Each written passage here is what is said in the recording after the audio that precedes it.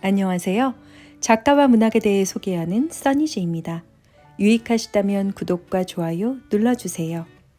오늘의 문학은 사시남정기, 연수를 구한 사시입니다. 그동안 동정호 수월함에서 지내던 사시는 드디어 때가 되었음을 알았습니다. 오래전 시부모님이 꿈에 나타나 6년 뒤 4월 보름날 밤에 백빈주 하류에 배를 대어 사람을 구하라던 날이었습니다. 대사, 오늘이 바로 그날이요. 묘에도 날짜를 잊지 않고 이미 배를 띄워놓고 있었습니다. 사시는 묘회와 함께 해질 무렵 백빈주로 가서 기다렸습니다. 구할 사람이 누구인지 알지 못했지만 밤이 새도록 기다릴 작정이었습니다. 사람 좀 살려주시오. 뉘신데 절 구해주십니까? 부인, 이게 꿈이요? 아니면 귀신이요? 연수와 사씨는 서로 붙들고 울기 시작했습니다. 어느새 구름 사이에서 나온 달이 강물을 환히 비추고 있었습니다. 한참을 울고 나서야 연수가 입을 열었습니다. 부끄러워. 부인 앞에 얼굴을 들 수가 없구려. 부인, 날 용서해 주실 수 있겠소? 그런데 우리 이나는 어찌 됐습니까? 연수는 설매에게서 들은 이야기를 사씨에게 했습니다. 사씨는 가슴을 치며 통곡하기 시작했고 연수도 다시 소리내어 울었습니다. 사씨도 연수에게 그동안에 있었던 일들을 얘기했습니다. 배는 어느새 군산사에 닿았습니다. 난 당장 집으로 돌아가지 않을 것이오. 무창으로 가려 하오. 거기서 그동안 벌어진 일을 참회하며 다시 글을 읽고 마음을 닦아 일을 수습하고 싶소. 부인께서 날 버리지 않는다면 함께 갔으면 하오. 내 먼저 이나의 생사를 알아본 뒤 사당을 무창으로 모셔오겠소. 그 뒤 예를 갖추어 부인을 데리러 오겠소. 동청이 자객을 또 보낼 테니 절대 신분을 드러내지 않도록 하십시오. 동청과 교씨는 불안감에 휩싸였습니다. 동청이 보낸 장정들이 연수를 놓친 뒤 더 많은 사람을 풀어 연수를 찾았지만 소식조차 알 수가 없었습니다. 어느 날 냉진이 동청을 찾아왔습니다. 서울에서 노름과 방탕한 생활로 가진 것을 모두 잃자 계림으로 도망쳐 온 것입니다. 동청은 냉진이 오자 냉진을 하수인 삼아 백성들을 수탈하기 시작했습니다. 계림 태수 동청이라면 이를 갈지 않는 사람이 없었습니다.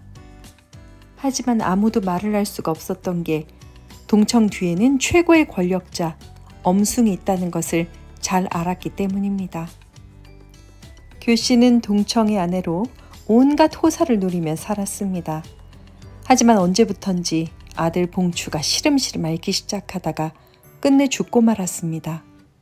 교씨는 몹시 슬프고 우울했지만 동청은 넓은 계림 고을을 다니느라 집을 비우기 일쑤였습니다. 냉진이 집안일을 도우면서 교씨와 가까워졌습니다. 그리고 곧 두 사람은 부부와 다름없이 지내게 됐습니다. 한편 동청은 엄숭의 생일을 맞이해 엄청난 보화를 마련했습니다. 아무것도 모르는 동청은 그 보화를 엄숭에게 전하라며 냉진에게 심부름을 시켰습니다. 냉진이 그 보화를 싣고 서울에 이르렀을 때 이미 세상은 달라져 있었습니다. 엄숭은 그동안의 비리가 드러나 벼슬에서 쫓겨나 감옥에 갇힌 몸이었습니다.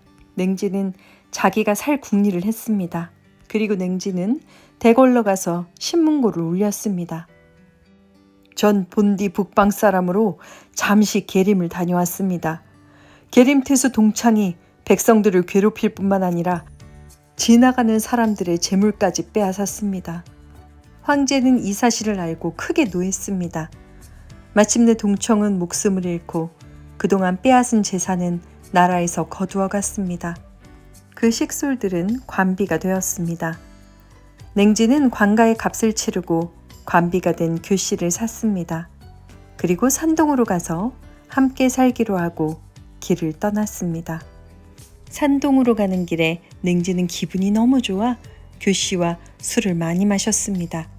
그런데 수레를 끌던 사내가 그 틈을 타서 수레를 몰고 달아나 버렸습니다. 그 수레에는 엄숭에게 보내려던 보화가 잔뜩 실려 있었습니다. 다음 날 아침 냉진과 교씨는 수레가 없어진 걸 알고 뒤쫓았지만 사내를 찾을 수가 없었습니다. 황제는 다시 나란히를 잘 살피기 시작했습니다. 엄숭 때문에 귀양 간 사람들은 다시 등용됐습니다. 그 중에 하나가 유연수였습니다.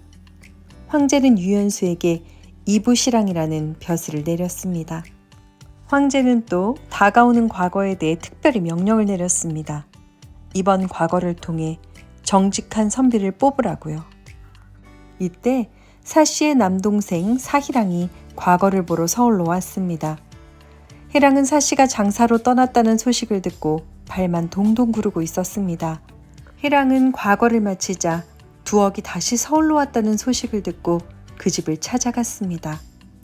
희랑이 사씨의 소식을 묻자 두억이 눈물을 글썽거렸습니다. 소식을 모른다는 말에 사희랑은 마음이 급해졌습니다. 누이 사씨가 살았는지 죽었는지 그조차 알 수가 없었습니다. 그때 마침 과거 시험 결과를 알리는 방이 붙었습니다.